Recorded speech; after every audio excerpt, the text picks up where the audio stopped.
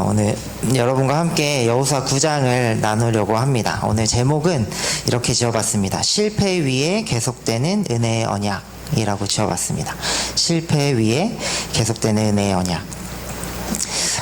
오늘 말씀 이제 9장을 우리가 쭉 읽어가고 있잖아요. 8장까지 읽고 그다음에 9장으로 넘어왔는데 8장에서 아이성 전투의 승리, 그 다음에 아벨산에서 언약의 갱신의 이야기까지 아주 순조롭게 이야기가 진행되는 것 같더니 9장에서 갑자기 이스라엘이 하나님께 묻지 않는 죄를 범하고 또 기브온 족속은 자신들의 안위를 위해서 또 거짓과 속임수를 이제 짓는 모습들이 보입니다. 그래서 9장 말씀을 보면 좀 이 본문 차라리 이렇게 없으면 어땠을까라는 생각이 들어요. 9장이 없이 바로 10장으로 넘어간다면 언약 갱신, 그리고 여호와 이스라엘 백성들이 하나님께 순종하고 가나안 전쟁에서 승리하는 이야기가 막 이제 신나게 펼쳐지면 아주 이 이야기가 멋지고 깔끔하게 정리되지 않았을까. 그러면 우리는 하나님의 말씀대로 순종하면 승리할 수 있다라는 어떤 결론을 쉽게 내리지 않을까라는 생각이 들어요. 근데 이 본문을 9장의 이야기가 딱 들어가면서 혼란스럽습니다. 왜 갑자기 이스라엘 백성들은 하나님께 묻지 않았지? 왜 기브온 족속들은 왜 거짓말을 했지? 그냥 다 아주 순조로운 이야기, 되게 해피엔딩인 이야기라면 기브온 족속이 솔직히 하나님에 대한 두려움으로 자신을 우리가 기브온 족속이지만 하나님의 소식을 듣고 우리가 온전히 하나님께 항복하겠습니다. 내가 하나님의 뜻이 가나안 땅에 이루어지는 것을 보았고 내가 확신하게 믿습니다. 라고 나오고, 이스라엘도 하나님께 분별하면서 이 기브온 족속이 왔는데 우리가 어떻게 해야 될까요? 기도하면서 기브온 족속 그래도 하나님께 항복하고 나왔으니 네가 그들을 보호하고 언약을 맺어라. 라면 얼마나 깔끔하겠습니까? 이야기가 너무 순조롭지 않겠습니까? 근데 이 이야기, 잠깐 실패와 속임수, 그 다음에 이스라엘의 안일함들이 겹쳐져 있는 이 이야기는 우리에게 어떤 교훈을 가져가야 되나라는 약간의 혼란스러움을 가져오기도 합니다. 저는 보면서 이렇게 생각을 했어요. 이 우리의 현실이 항상 우리가 바라는 이상대로 흘러가지 않다는 것을 좀 보여주기 위함은 아닐까? 우리는 항상 이제 승리의 소식 또는 해피엔딩을 좋아하고 또 그것을 바랍니다. 정의가 항상 승리하고 악과 불의는 반드시 심판을 받는 것, 그것을 위해서 우리는 기도합니다. 그러나 실제 현실은 막상 그렇게 넉넉하지는 않은 것 같아요. 항상 정의가 승리하는 것도 아니고 악과 불의가 즉시 심판을 받는 것도 아니죠. 이러한 아이러니와 부조리함 속에서 우린 종종 세상이 너무 불공평하다라고 느껴지기도 합니다. 그런데 말입니다.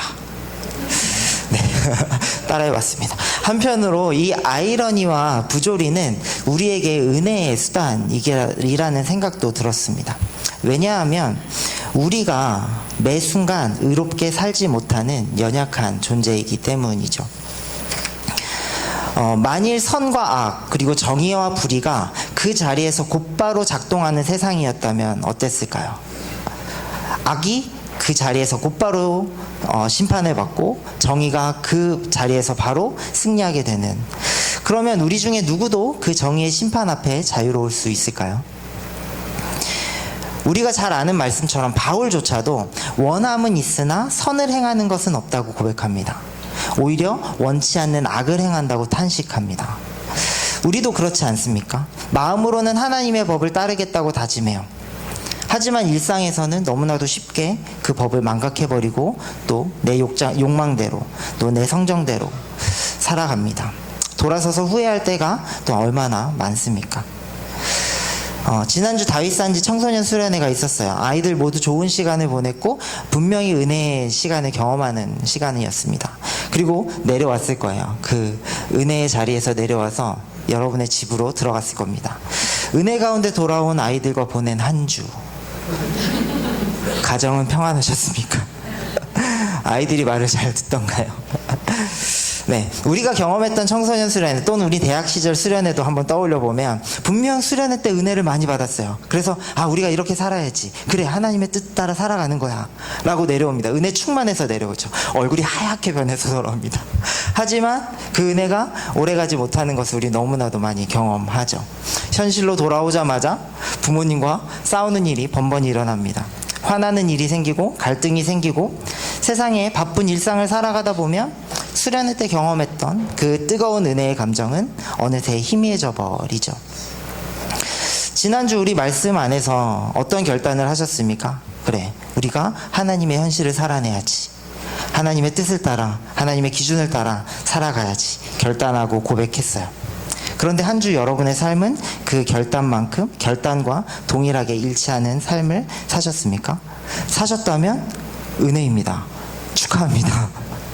만약에 그렇지 않았다면 그것이 우리 현실을 보여줄 수 있는 거죠. 그래서 바울도 이야기하죠.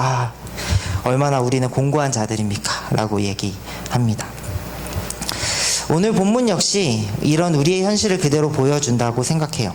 만약 여호수아서에서 이 실패의 이야기, 9장에서의 어떤 실패의 이야기가 없었다면 여호수아와 이스라엘의 이야기는 우리의 현실과는 되게 좋은 이야기고 되게 은혜로운 말씀이지만 우리의 현실과는 와닿지 않는 아주 이상적인 어떤 이야기로만 남아있진 않았을까 싶습니다. 9장은 이런 우리의 이상과 연약함 그리고 실수로 가득한 현실을 부딪혔을 때 우리가 어떤 선택을 해야 하는지를 보여주는 책이란 생각이 듭니다. 우리의 실패와 실수 속에서 또 어떻게 하나님 앞에 신실하게 서 있을 수 있을지를 가르쳐 준다고 생각합니다. 그리고 이 모든 것 가운데 우리를 이끄시고 인도하신 하나님의 은혜와 섭리를 보여줍니다. 하나님은 우리의 실패와 실수 가운데서도 일하신다는 것이죠. 우리의 연약함 가운데서도 우리가 그 올바른 태도로 하나님께 나아갈 때 우리의 연약함까지도 사용하셔서 하나님의 선하신 뜻을 이루신다는 것입니다. 오늘 본문을 통해서 우리의 연약함과 실수를 마주했을 때 우리는 어떻게 반응해야 될지 배우기를 바랍니다. 그리고 우리의 연약함과 실수 가운데서도 신실하게 일하시는 그 하나님을 소망하면서 우리의 현실 속에서 하나님의 신실한 백성으로 살기로 다시 한번 결단하는 시간이 되었으면 좋겠습니다. 먼저 여호수아와 기브온의 이야기 속에서 실패하고 넘어지는 우리의 모습을 한번 찾아보면 좋겠습니다. 9장은 여리고와 아이성 전투에서 이스라엘이 승리했다는 소식이 온 가나안 땅에 퍼졌다는 이야기로 이제 시작이 됩니다. 이 소식을 들은 가나안의 6족속은 이스라엘에 대항하기 위한 연합을 결정합니다. 분명 이스라엘의 승리는 이들의 간담을 서늘하게 했었을 거예요. 본문에서 아이성 전투에서도 그렇고 여리고 전투 이후에 이야기를 들어보면 그들이 간담이 서늘했다라고 이야기합니다. 그러나 그 두려움에 휩싸인 이들은 오히려 그들의 마음을 더 완악하게 합니다. 그리고 연합해 맞서 싸우겠다는 길을 선택하죠. 그런데 이 강경한 대응과는 전혀 다른 선택을 하는 가나안 사람이 등장합니다. 바로 히위 족속인 기브온 사람이었습니다. 10장에서 보면 이 기브온 사람들은 그냥 약한 사람들이 아니었어요. 기브온에 대한 성경의 묘사는 이렇습니다. 아이성과는 비교가 되지 않을 만큼 크고 그 사람들은 용맹한 전사들이었다고 말합니다. 연합군에서도 매우 중요한 역할을 할 수 있는 존재들이었습니다. 그런데 기브온 주민들이 맞불 작전이 아니라 이스라엘에 종속되는 조약을 맺는 길을 선택하려고 합니다. 왜 기브온 사람들은 다른 족속들과는 정반대의 선택을 했을까요? 이들의 선택 역시 다른 가나안 족속들과는 달리 하나님과 이스라엘에 대한 두려움으로 인한 것이었어요. 그러니까 이런 면에서 보면 이 기브온 주민들은 라합과 비교할 수 있는 사람들이었죠.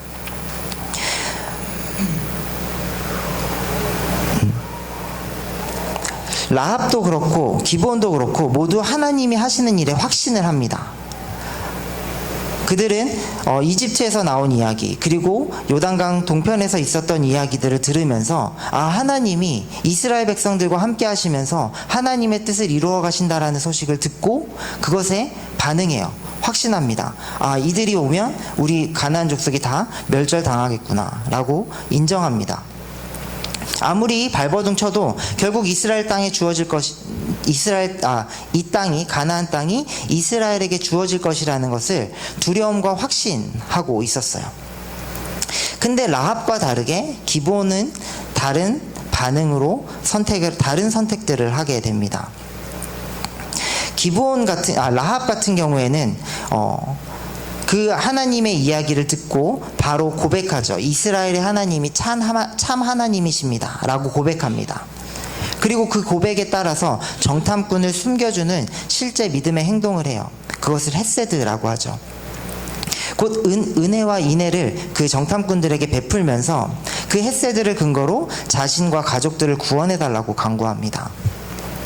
그러나 기브온은 어떻습니까? 기브온은 라합이 보여준 그 헤세드 대신에 거짓과 속임수라는 방식을 택합니다.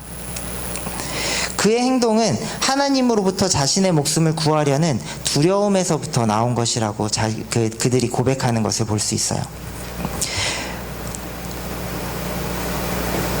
그러니까 라합의 모습과는, 라합이 진정으로 하나님이 참 하나님이심을 믿음으로 고백하고 그 믿음의 행동을 해나갔던 것과는 다르게 기브온은 그 확신은 있었지만 그 확신에 대한 두려움이 거짓과 속임수를 낳게 되는 것입니다. 이들은 자신들이 먼 나라에서 온 민족이라고 속입니다. 일부러 낡은 가죽 부대를 들고 오고 해진 신발과 옷을 챙겨 신고 또 오래되어 곰팡이가 핀 빵을 준비합니다. 마치 먼 길에서 여행해 이스라엘과 조약을 맺으러 온 사람처럼 자신들을 꾸밉니다. 하나님이 어떤 일을 하셨는지 말할 때에도 애굽과 요단강 동편에서의 일을 말하면서 정작 최근에 있었던 여리고와 아이성의 승리에 대해서는 일부러 침묵해요. 그것을 빼먹습니다. 왜냐하면 자신은 멀리에서 왔기 때문에 아직 그 소식을 못 들은 거예요. 처음에 이스라엘은 기브온의 말에 의심을 품습니다. 뭔가 생김새가 가나안 족속 같은데? 그러면서 의심을 품습니다. 그런데 또 너무나도 쉽게 그 거짓말에 속아버리죠. 그들은 하나님께 묻지 않습니다. 하나님께 묻고 영적 분별력을 발휘해서 이들이 누구인지를 분별할 수도 있었을 텐데 이스라엘은 그들의 겉모습 그리고 그들이 먼 곳에서 온 민족이라고 그냥 믿어버립니다. 그리고 그들과 조약을 맺죠. 신명기 20장 이 먼 사람 먼 민족들과의 조약에 대한 신명기에 그 규례들이 있어요. 신명기 20장 10에서 15절에 따르면 이스라엘은 먼 도시를 향해 나아갈 때 먼저 평화를 제안할 수 있었습니다. 그리고 그 도시가 항복하면 그 백성들을 종으로 삼을 수 있었어요. 기브온이 이 규례에 해당된다고 이스라엘 백성들은 생각했던 거예요. 근데 신명기엔 동시에 이렇게 얘기하죠. 주 당신들의 하나님께서 유산으로 주신 땅에 있는 성읍을 점령할 때 그 숨쉬는 것 하나도 살려두면 안 된다. 그러니까 즉 가나안 족속에 대한 진멸의 명령은 하나님께서 분명히 하십니다. 가나안 가까운 가나안 성읍들과는 평화가 아니라 진멸만이 선택지였다라는 거예요. 하나님께서 그들을 진멸하라고 말했어요. 왜냐하면 그들이 혹여나 그들 가운데 있을 때 가나안의 종교적 관습과 우상 숭배가 이들 가운데 들어올까 염려되어서 그들을 진멸시키라고 명령하신 것이죠. 이스라엘의 실수는 하나님께 묻지 않음으로 영적 분별력을 잃은 채 어떤 신명기를 선택적으로 해석한 것입니다. 기브온 사람들과의 조약은 겉으로는 말씀을 적용하는 것 같아요. 먼 민족으로 왔고 자신에게 항복을 청한 민족이었기 때문에 그들과 조약은 타당히 신명기 말씀의 바탕으로 하면 충분히 타당한 조약이었습니다. 하지만 실제로는 하나님께 묻지 않음으로써 진멸해야 할 민족과 조약을 맺은 잘못된 조약이었던 것이죠. 기브온 주민의 거짓과 속임수 그리고 이에 대한 하나님의 지혜를 구하지 않은 이스라엘의 영적 둔감성, 안일함, 이 두 가지가 합쳐져서 이스라엘의 언약갱신과 가나안 전쟁에서의 승리 사이에서 이런 큰 낭패가 벌어지게 됩니다. 아까도 얘기했지만 만약에 기브온 주민들이 라합처럼 솔직히 하나님에 대한 두려움 그리고 경외심 그리고 그분에 대한 믿음으로 나아갔다면 그리고 이스라엘이 하나님께 온전히 무릎 꿇고 하나님께 영적 분별력을 구하면서 나아갔다면 이 이야기는 라합의 이야기처럼 아주 대대로 이어지는 미담이 됐을 것입니다. 라합이 예수님의 족보에 들어가는 그 영광을 차지했던 것처럼 기브온 민족들도 아마도 성경에서 계속 언급되면서 좋은 미담의 이야기, 하나님의 나라가 어떻게 역사했는지에 대한 이야기로 남았을 수도 있다라는 거죠. 하지만 기브온의 두려움은 거짓말과 속임수를 낳았고 이스라엘 백성의 안일함은 영적 분별력을 잃게 합니다. 하나님 앞에서 이스라엘은 하나님께 묻지 않는 죄를 범하고 기브온은 하나님에 대한 잘못된 경외와 두려움으로 거짓말을 하는 죄를 범하게 됩니다. 결과적으로 모든 것이 엉망진창이 돼버리는 것이죠. 근데 이런 엉망진창의 삶은 아이러니하게도 우리의 모습을 너무나도 잘 보여줍니다. 우리의 삶의 이야기는 믿음의 결단과 순종으로 인한 하나님의 승리에 관한 이야기도 있습니다. 하지만 오늘 본문처럼 불안과 염려로 흔들리고 결국 어리석은 선택을 하는 기브온의 모습을 닮아 있습니다. 또한 하나님의 뜻을 따라 산다고 하지만 어느덧 돌아보면 영적 분별력을 잃고 하나님의 뜻과는 상관없는 선택과 행동을 하는 이스라엘의 모습과 또한 닮아 있습니다. 우리 행동의 많은 부분은 여러분이 하는, 그리고 내가 하는 많은 행동의 부분들은 믿음을 따른 행동입니까? 아니면 우리 안에 있는 불안과 두려움으로 기인한 행동입니까? 우리가 주식을 하는 이유, 우리가 돈을 걱정하고 노후를 걱정하는 이유, 우리가 자녀를 양육하고 교육에 신경 쓰는 이유, 이 많은 이유, 그 많은 것들이 우리의 많은 고민과 그에 따른 행동의 어떤 결정들이 그 무엇에 기인한 것인가요? 믿음에 기인해서 우리는 주식을 합니까? 믿음에 기인해서 우리는 노후를 걱정하나요? 우리는 믿음에 기인해서 자녀를 양육하고 교육에 신경을 쓰고 있습니까? 아니면 혹여나 우리의 불안과 두려움 때문에 그런 고민과 선택들을 해나가고 있습니까? 우리의 안일함은 또한 어떻습니까? 하나님의 뜻을 따라 행한다곤 하지만 어느 순간 돌아보면 하나님의 뜻과 나의 행동 사이에 벌어진 간격을 경험한 적은 없으신가요? 처음에는 분명 하나님의 뜻인 줄 알고 달려갔는데 돌아보니 하나님은 안 계시고 내 욕심, 내 고집, 내 자아에 둘러싸여져서 길을 잃은 적은 없으십니까? 성경이 우리에게 힘과 위로와 또 소망이 되는 이유는 아마 이런 우리의 연약하고 실수투성이인 모습을 가진 사람들의 이야기로 가득 차 있기 때문일 것입니다. 그 연약하고 실수투성인 자들을 통해 하나님은 그분의 이야기를 써내려 가십니다. 그렇기 때문에 이 성경의 이야기는 은혜의 이야기인 것이죠. 그러니 우리는 우리의 연약함과 실수투성이의 모습을 보면서 나의 모습 또는 누군가의 모습을 보면서 너무 답답해하거나 또는 너무 분노하거나 또는 너무 냉소적이거나 회의적인 시선으로 나를 또 상대방을 바라보지 않았으면 좋겠습니다. 또 실수했네. 또 불순종했네. 어쩌면 이렇게 배은만덕하고 어쩌면 이렇게 어리석지. 이렇게 판단하기보다는 다른 이들에게 그리고 또한 스스로에게 조금은 더 관대하게, 조금은 더 너그럽게 대했으면 좋겠습니다. 조금은 더 연민의 마음으로 자신을 그리고 상대방을 바라보면 좋겠습니다. 이 이스라엘과 기브온 주민들의 모습이 우리의 모습이고 우리의 모습이 이들의 모습 속에 담겨 있기 때문입니다. 중요한 것은 이들의 연약함이나 실수가 아니라 그로 인해 벌어진 결과에 대한 이들의 태도입니다. 기브온의 거짓과 속임수, 그리고 이스라엘의 안일함에서 나온 불순종으로 엉망진창이 된 이야기, 이 상황 속에서 이스라엘과 기브온은 어떻게 행동하는지 이제 살펴보면 좋겠습니다. 그 이야기 안에 엉망진창이고 부조리하며 아이러니한 우리의 삶에 대한 답을 찾을 수 있을 거라 생각됩니다. 기브온의 거짓말과 속임수는 너무나도 금방 탄로가 납니다. 사흘 만에, 3일 만에 그게 탄로가 나죠. 조약을 맺은 뒤 사흘 만에 이스라엘 백성들은 자신과 조약을 맺은 사람들이 가까이 사는 이웃 성읍 사람들이었다는 사실을 깨닫게 됩니다.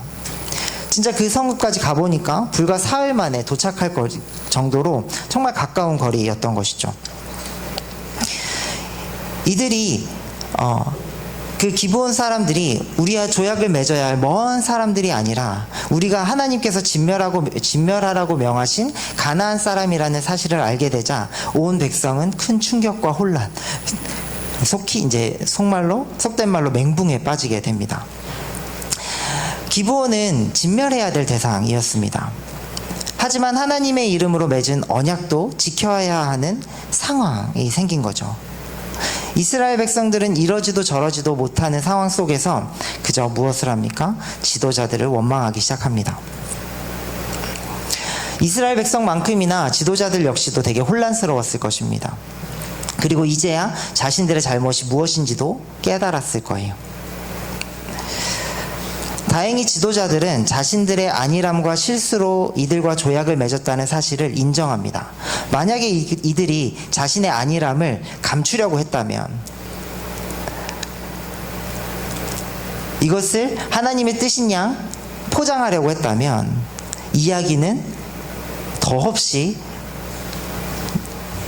약간 막장 드라마로 갈 수 있었을 것입니다. 다행히 그들은 그들의 안일함을, 그리고 그 안일함에 의한 하나님께 묻지 않는 죄에 대해서 인정하게 돼요. 그리고 지도자들은 거짓으로 맺어진 조약이니 인정하게 됩니다. 지도자들은 이렇게 선택할 수도 있었을 거예요. 거짓으로 맺어진 조약이잖아요. 거짓말이 포함된 조약이니까 이걸 무효화할 수도 있었을 것입니다. 그리고 그에 해당하는 책임을 물을 수도 있었을 거예요. 또는 복수하는 마음으로 괘씸죄를 적용해서 오히려 기브온 주민들을 가장 먼저 진멸할 수도 있었을 것입니다. 하지만 이스라엘 지도자들은 그렇게 행동하지 않아요. 여호수아는 상대방의 속임수와 자신의 안일함으로 맺은 언약임에도 불구하고 이 언약이 하나님의 이름으로 한 언약이기 때문에 그 어떠한 대가를 치르더라도 이 언약을 신실하게 지키기로 결정합니다. 그 자신의 책임에 대해 그 책임을 감당하기로 결단한 것이죠. 그래서 기브온 사람들은 진멸의 대상으로 보는 것이 아니라 언약 안에서 보호해야 될 대상으로 여깁니다. 이 보호는 일시적인 조치가 아니었고 지속적인 약속이었습니다. 나중에 이유로 보면 가나안 정복 전쟁 가운데서도 이스라엘은 가장 먼저 기브온을 보호하는 선택을 하게 되죠. 그러면서도 여호수아는 그들의 거짓에 대한 책임을 묻습니다. 그들을 주님의 제단을 위한 종으로 삼아 나무를 패고 물을 깃는 일을 맡기게 되죠. 이에 기브온 사람들 역시 여호수아에게 솔직하게 자신의 거짓말을, 속임수를 인정합니다. 그리고 여호수아에게 이야기하죠. 이제 우리를 마음대로 하실 수 있으니 처분만을 기다리겠습니다. 자신의 죄를 인정하고 그에 대한 책임을 마땅히 지려고 하는 거예요.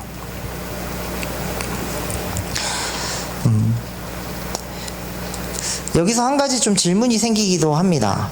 분명히 이제 아간의 죄, 하나님께서 아간의 죄는 되게 크게 다루셨잖아요. 그래서 바로 그때 즉각적인 심판을 하셨어요. 그렇죠? 근데 왜 기브온 주민들과 이스라엘에게는 이러한 즉각적인 심판을 나타내지 않았을까? 저는 이것이 하나님의 정의를 드러내는 약간 방법의 차이라는 생각이 들어요. 성경에는 하나님께서 정의를 드러내는 여러 가지 방법이 나타납니다. 한 가지 방법은 즉각적인 반응이에요. 이스라엘 백성들이 죄를 지었을 때 그에 대한 즉각적인 반응으로 심판을 하는 겁니다. 아간이 그 대표적인 예였죠. 또한 광야에서 이스라엘 백성들이 하나님을 원망했을 때도 그 죄를 물어서 즉각적인 징벌을 내리시기도 합니다.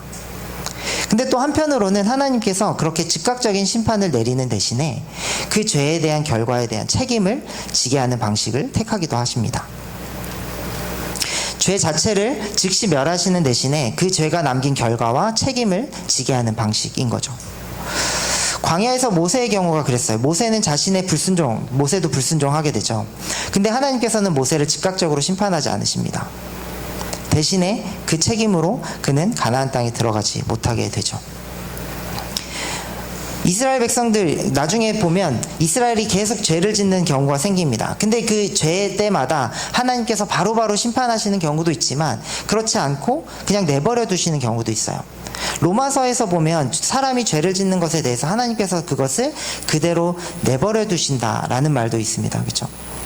그것은 그 죄에 따른 결과를 스스로 책임지도록 하는 부분인 거죠.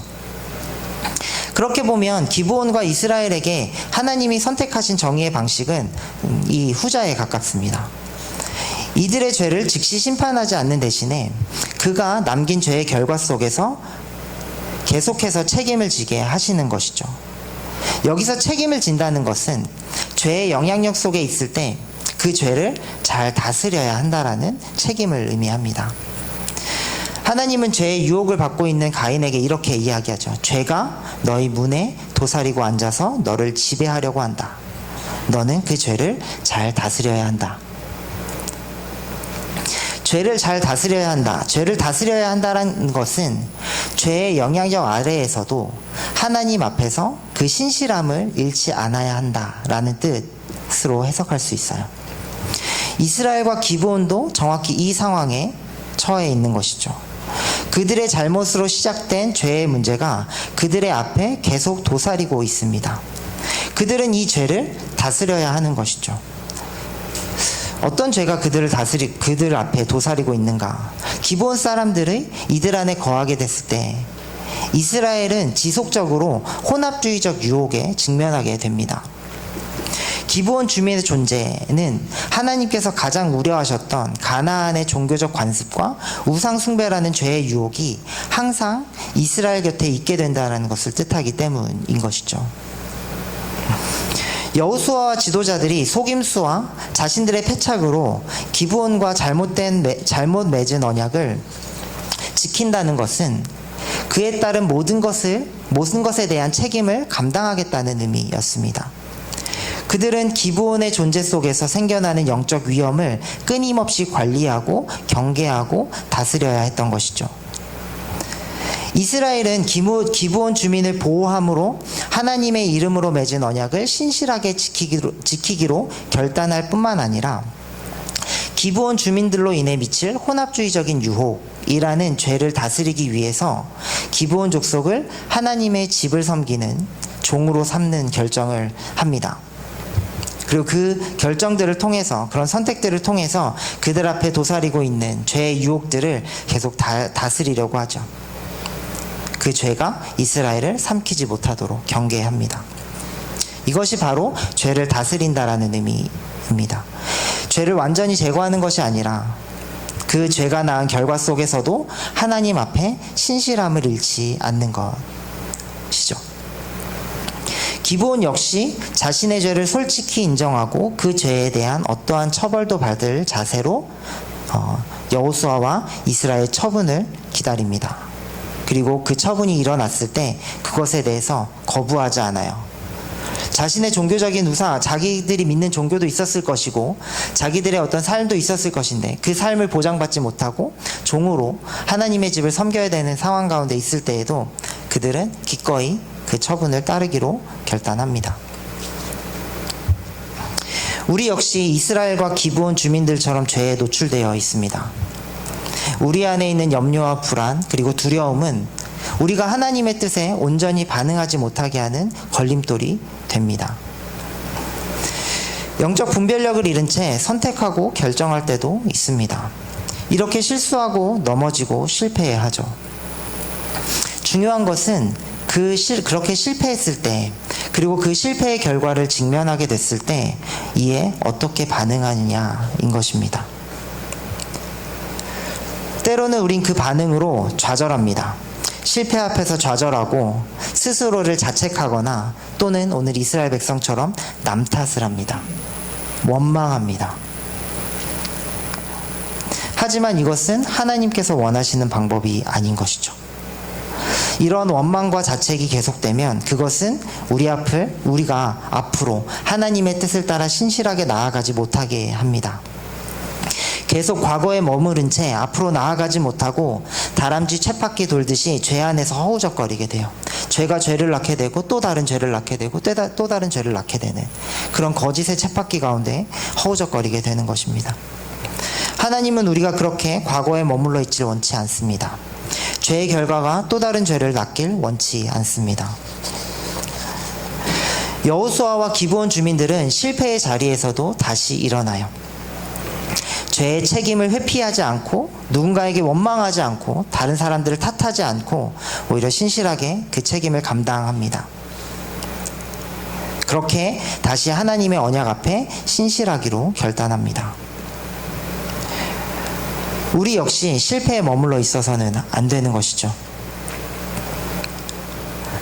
실패, 아주 많이 들리는 말, 실패는 성공의 어머니다 라는 말이 있잖아요. 실패는 우리가 주저앉을 자리가 아니라는 거예요. 한 번의 실패가 우리를 낙인 찍는 것도 아니고 우리를 나락으로 떨어뜨린다는 것도 아닙니다. 나락으로 떨어뜨리는 건 그 실패를 반응하는 우리의 태도인 거예요. 그 실패를 직면했을 때 그 자리에 주저앉고 그 자리에 무너져 있으면 우리는 스스로 나락의 길을 선택하는 것입니다. 실패는 그렇게 우리가 주저앉을 자리가 아니라 우리가 다시 일어서기 위한, 성공의 어머니라고 얘기했던 것처럼 다시 앞으로 나아가기 위한 발판이 되어야 하는 것이죠. 실패를 디딤돌로 삼는 것입니다. 그렇게 우리의 실패, 우리의 죄, 우리의 약함, 우리의 무너짐, 그것을 직면했을 때 그냥 거기서 무너지는 것이 아니라 그것을 디딤돌로 삼아서 또 한 걸음 하나님께 나아가는 그 걸음을 뗄 때 우리는 성숙한 순종의 길로 나아갈 수 있습니다. 결국 중요한 것은 실패했느냐 안 했느냐가 아니라 실패에 의해 책임을 회피하느냐, 아니면 손해를 감수하고서라도 언약 앞에 신실하게 서느냐입니다.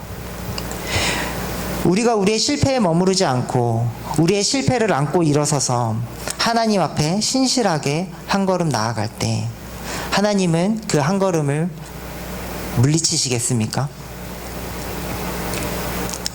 아기가 걷다가 아장아장해서 넘어졌어요. 근데 그 부모님은 에이구 쟤 또 넘어졌네, 쟤는 안 되겠네 라고 하십니까? 그럼에도 다시 일어나서 자신에게 돌아오는 그 아이의 한 걸음 한 걸음을 얼마나 기쁘고 또 얼마나 행복하게 바라보고 그리고 자신에게 왔을 때 얼마나 꼭 끌어안아 주십니까? 그렇게 우리가 한 걸음 나아갈 때 어떠한 일이 벌어집니까? 하나님의 은혜의 역사가 우리를 통해서 다시 시작됩니다. 우리의 실패의 이야기를 하나님의 이야기로 바꾸어 갑니다. 오늘 본문에서 기브온과 이스라엘의 이야기가 어떻게 하나님의 언약적인 이야기로 바꾸어 가는지 이제 마지막으로 살펴보면 좋겠습니다. 기브온의 거짓, 이스라엘의 안일함으로 시작된 이 사건은 인간의 눈으로 보면 참으로 실수투성이고 엉망진창인 이야기입니다.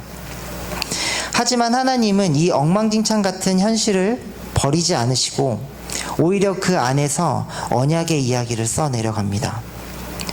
실패와 잘못된 선택으로 얼룩진 자리를 하나님의 언약적 은혜를 드러내시는 자리로 바꾸어 가십니다. 여호수아는 하나님의 이름으로 맹세하여 맺은 조약을 신실하게 지키기로 결단하죠. 그리고 그들을 보호하기로 결정합니다. 이스라엘 사람들이 그들을 죽이지 못하게 합니다. 하나님은 이러한 여호수아의 신실한 결정을 사용하셔서 하나님의 이야기를 써내려가죠. 여호수아 이제 10장, 이어지는 10장의 본문을 보면 기브온이 이스라엘에게 항복했다는 소식이 예루살렘 왕 아도니세덱에게 들리게 됩니다. 그때 아도니세덱은 아모리 왕들과 함께 연합해서 이 기브온을 쳐서 치려고 올라갑니다. 그때 하나님은 어떻게 하십니까? 이 전쟁을 승리로 이끌어 가십니다. 이스라엘 백성들이 기브온과의 언약을 지키기 위해서 기브온을 구하러 가요. 그래서 그곳에서 승리하게 합니다. 근데 단순히 기브온을 구하는 것으로 끝나는 것이 아니라 그 이야기는 어떻게 됩니까? 기브온을 중심으로 한 가나안 남부 전역을 정복하게 하는 이야기로 마무리됩니다. 즉 이스라엘의 실수로 맺은 언약이지만 하나님은 이것을 가나안 정복의 발판으로 삼으신 것이죠. 이들을 보호하는 언약은 나중에 후에 보면 사무엘하 21장에 다시 등장합니다. 다윗 시대에 3년 동안 흉년이 들게 돼요. 그래서 하나님께 다윗이 하나님께 묻습니다. 그 원인을. 그때 하나님은 사울과 그의 집안이 기브온 사람들을 죽인 살인죄 때문이라고 얘기해요. 사울 왕 때 어떤 일이 벌어지냐면 이스라엘과 유다 백성을 편애합니다. 사울이. 그렇게 얘기해요. 성경에서 얘기해요. 편애한 나머지 기브온 주민을 학살하려 했다라고 얘기합니다. 학살했다라고 얘기해요. 하나님은 그 기브온과의 언약, 비록 잘못된 거짓으로 맺어진 언약이었지만 하나님은 그 언약을 아주 중요하게 다루십니다. 그리고 그 피 흘림의 책임을 물으시죠. 그래서 다윗은 기브온 주민들의 요청에 따라서 사울의 자손 7명을 기브온 주민에게 넘겨줍니다. 그리고 기브온 주민들은 그 7명을 나무에 달아 처형하죠. 그 후에야 흉년이 그치고 비가 내리기 시작합니다. 이렇게 하나님의 보호하심 속에 기브온은 이스라엘 백성 가운데 살아가게 돼요. 또한 기브온 사람들은 하나님의 전을 섬기는 종으로 살게 됩니다. 여호수아가 이제 쭉 이야기를 가다 보면 여호수아가 가나안 땅을 정복한 후에 지파별로 이제 기업을 분배하잖아요. 그때 기브온이 있었던 지역, 기브온 지역은 베냐민 지파에 속하게 됩니다. 그리고 특별히 베냐민 지파 속에서도 레위인들이 거할 곳으로 지정이 돼요. 아마도 기브온 주민들은 그곳에서 레위인과 함께 살면서 하나님의 전을 섬기는 종으로 살았을 것입니다. 그렇게 하나님의 종으로 살던 이들을 다윗 시대에는 이제 성전 봉사자 이름을 명해줘요. 느디님. 발음 잘 안 되는데 바쳐진 자라는 뜻으로 느디님이라는 사람, 이제 공식적으로 이제 느디님을 임명합니다. 성전을 봉사하는 직책으로. 아마 기브온 주민들도 여기에 포함되어 있었을 거예요. 그리고 또 흘러서 바벨론 포로기 이후에 다시 이스라엘 백성들이 돌아오는 느헤미야 시대 때 성벽이 건축될 때 기브온 사람들이 또 한 번 언급됩니다. 느헤미야 3장에 이들은 성벽을 재건할 때 옛문 주변의 성벽의 공사에 함께 참여해요. 그러니까 기브온 주민들은 그들과 함께 하나님의 종으로 섬기면서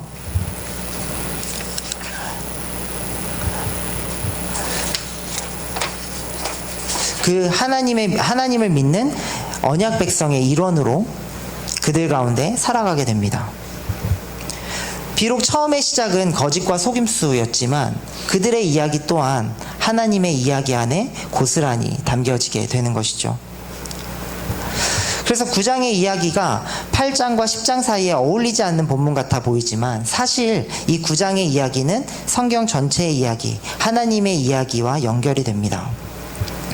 하나님은 이스라엘과 기브온의 실패 이야기를 통해 그 실패 가운데서도 언약의 신실함으로 나아가는 이들의 모습을 보여주십니다. 그리고 그 이야기를 하나님 나라의 이야기 속에 포함하죠. 그래서 이 이야기는 처음에는 어떻게 해석해야 되지? 좀 뭔가 난감한데? 뭔가 좀 어려운데? 라고 생각하는 이 이야기들은 지극히 인간적이고 그래서 더 진정성 있게 다가오게 됩니다. 실패로 가득한 이야기. 하지만 그 실패에 무너지지 않고 다시 하나님의 언약을 붙들고 일어서는 이야기. 그리고 그 모든 이야기를 하나님의 이야기 안으로 이끄시는 그 하나님의 이야기까지. 그래서 9장의 이 서사는 우리에게 공감하고 또 우리를 위로하고 또 우리로 하여금 다시 시작할 수 있는 힘을 줍니다. 작심삼일이라는 말이 있습니다. 단단히 먹은 마음이 사흘을 가지 못한다 라는 뜻이죠. 네, 이게 우리의 모습입니다. 이제 여러분 3일 이어가고 계신 작심하신 것들이 있으십니까? 또는 요 작심 3일 말따나 3일 만에 끝난 작심한 내용들도 있으십니까? 근데 이런 말이 있어요. 다른 이제 뭐 작심 3일 이제 그 네이버에 검색해 보면 막 많이 나오다가 이런 이야기도 있더라고요. 3일마다 작심 3일이면 어느새 너도 모르게 바뀌어 버린 너를 볼 수 있을 거야. 작심 3일이 우리의 현실이에요. 우리는 쉽게 무너집니다. 하지만 3일마다 작심할 수 있는 것도 우리의 현실이에요. 우리는 넘어지고 또 일어설 수 있어요. 달리기라는 찬양이 있어요. 여러분 웨이홈의 달리기라는 찬양을 아십니까?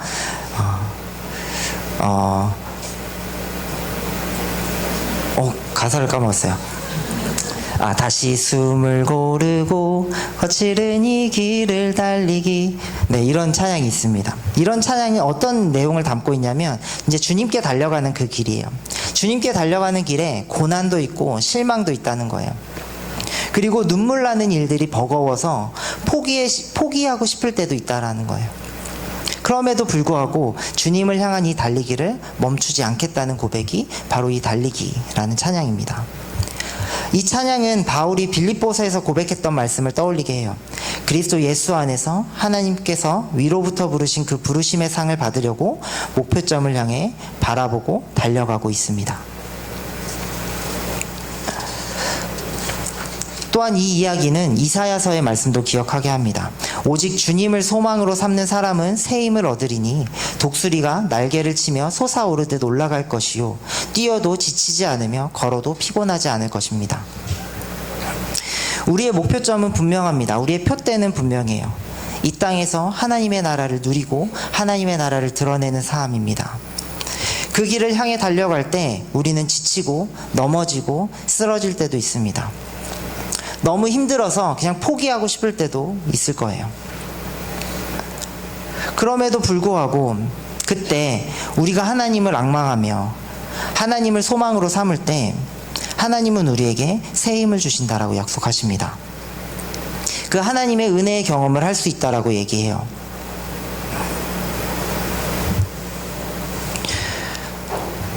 어떤 그 선교사님의 설교 중에 하나 되게 인상적인 부분이 이제 짤로 나와서 한번 봤는데, 그 시편 23편 여호와는 나의 목자신 내게 부족함이 없으리로다 라는 고백이 있잖아요. 그 여호와는 나의 목자시니 내게 부족함이 없으리로다, 이거는 3인칭이라는 거예요. 그가 나의 목자다. 근데 이어져 보면 그가 나를 음침한 골짜기로 거하게 할지라도 내가 두려워하지 않을 것은 그가 나를 보호하시기 때문이다, 이런 얘기 나오잖아요. 그때 그가 나를 보호하십니다 라는 부분은 영어 성경으로 보면 당신이 나와 함께함이라 라고 돼요. 2인칭으로 바뀌어요. 그러면서 이제 이야기하는 거예요. 우리가 평화로울 때, 또 큰 문제가 없을 때 우리는 하나님께 하나님 당신은 참 선하십니다, 목자이십니다, 3인칭으로 고백할 수 있다라는 거죠. 근데 진짜 하나님이 당신이 되는 순간, 하나님이 정말 나와 단둘이의 관계가 되는 순간은 고난 가운데 있을 때라는 거예요. 그 고난을 직면했을 때, 무너짐을 경험하고 아픔을 경험하고 힘듦을 경험하고 고통을 경험할 때, 그때 우리의 고백이 당신은 나의 하나님이십니다, 당신이 나와 함께 하십니다 라고 고백할 수 있다는 거예요. 되게 은혜로웠어요. 맞다라는 생각이 들었어요. 우리가 힘들고 지치고 쓰러져요. 우리는 그런 일상을 살아가요. 근데 그때 하나님은 우리와 바로 앞에 서서 나를 부르신다는 거예요. 여러분을 부르신다는 거예요. 그리고 우리가 그때 하나님을 찾을 때 그 하나님은 멀리 계신 3인칭의 존재가 아니라 바로 옆에 당신으로 나와 함께 있는 존재로 계신다라는 거예요.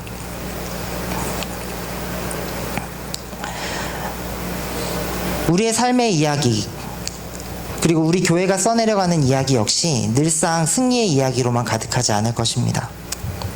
아픔이 있고 실망이 있고 또는 후회도 있고 낙심도 있어요. 그런 여정 가운데 우리는 서 있을 거예요. 그럼에도 불구하고 우리가 위로부터 부르신 그 부르심을 따라 계속 달려갈 때 그 수많은 실패와 낙담의 이야기도, 그 아픔의 이야기도 결국은 하나님 나라 이야기에 속하게 될 것입니다. 그러니 다시 한번 우리의 실패에 너무 집중하고 매이지 않았으면 좋겠습니다. 그 실패에 집중하기보다 우리 앞에 계신, 그리고 당신의 이야기, 우리를 통해서 당신의 이야기를 써내려 가실 그 하나님을 바라보며 그 실패를 딛고 다시 한 걸음 살아가기로 결단했으면 좋겠습니다. 하나님께로 나아가 하나님의 교회를 세우고 다시 하나님 나라의 증인으로 살아가기로 결단하면 좋겠습니다. 그때 우리의 많은 실패와 낙담의 이야기마저 오늘 여호수아 9장의 기브온처럼 또 이스라엘의 이야기처럼 하나님의 언약 안에 속한 그 하나님 나라 이야기의 한 장으로 바뀌게 될 것입니다. 네, 결론을 맺으려고 합니다. 우리는 여호수아 9장을 통해서 하나님 백성의 이야기가 언제나 언약, 그리고 그 언약의 순종, 그래서 승리라는 깔끔한 패턴으로만 이어지지 않는다는 것을 보았습니다. 그 한가운데는 두려움 때문에 거짓을 택한 기브온도 있고, 안일함 때문에 하나님께 묻지 않는 죄를 지은 이스라엘도 있습니다. 그 연약하고 실수투성인 모습 속에서 우리의 현실과 우리의 얼굴이 그대로 비쳐 나옵니다. 그러나 하나님은 그 자리에서 우리를 버리지 않으세요. 실패 자체를 축소하거나 가볍게 여기시지도 않으시지만 그 실패를 끝으로 선언하지도 않으십니다. 실패 후에 죄를 인정하면 그 책임을 회피하지 않고 여전히 하나님의 언약 앞에 서고자 하는 이들을 하나님은 다시 사용한다는 것입니다. 기브온은 종의 자리이지만 하나님의 집을 섬기는 자리로 부름을 받고, 이스라엘은 손해를 감수하면서 그 죄의 유혹을 감수하면서도 언약을 지키는 백성으로 다시 서게 됩니다. 그리고 하나님은 그 서툰 선택과 많은 상처들 위에 하나님 나라의 이야기를 계속 써내려 갑니다. 혹시 지금 각자의 마음속에 떠오르는 실패의 자리가 있습니까? 후회, 안일함, 죄책감, 낙심, 그 자리가 있습니까? 두려움에 이끌려 한 선택, 하나님을 묻지 않고 내 욕심대로 결정한 시간들, 그래서 지금도 후회와 자책이 남아있는 장면들이 여러분 있으십니까? 오늘 하나님께서 우리에게 요구하시는 것은 그 실패를 그냥 모른 척 덮어두는 것도 아니고, 그냥 그 자리에 주저앉아 자기 비난 속에, 아니면 다른 사람들을 원망하면서 머무르는 것도 아닙니다. 그 실패를 가지고 하나님께 나아가 나의 실패를 인정하고 또 나의 죄에 대한 책임을 회피하지 않고 다시금 하나님 언약 앞에 서겠다는 결단입니다. 실패했느냐 안 했느냐가 아니라 실패 이후로 난 어디로 나갈 것이냐, 과거에 매여 멈춰설 것인가, 아니면 실패를 디딤돌 삼아서 다시 주님께로, 하나님을 향해 달려갈 것인가. 주님을 향한 우리의 달리기가 비틀거리고 넘어질 때도 있고, 다시 일어나 언약을 붙들고 한 걸음 더 내딛는 그 자리에서 하나님은 새 힘을 주시는 분입니다.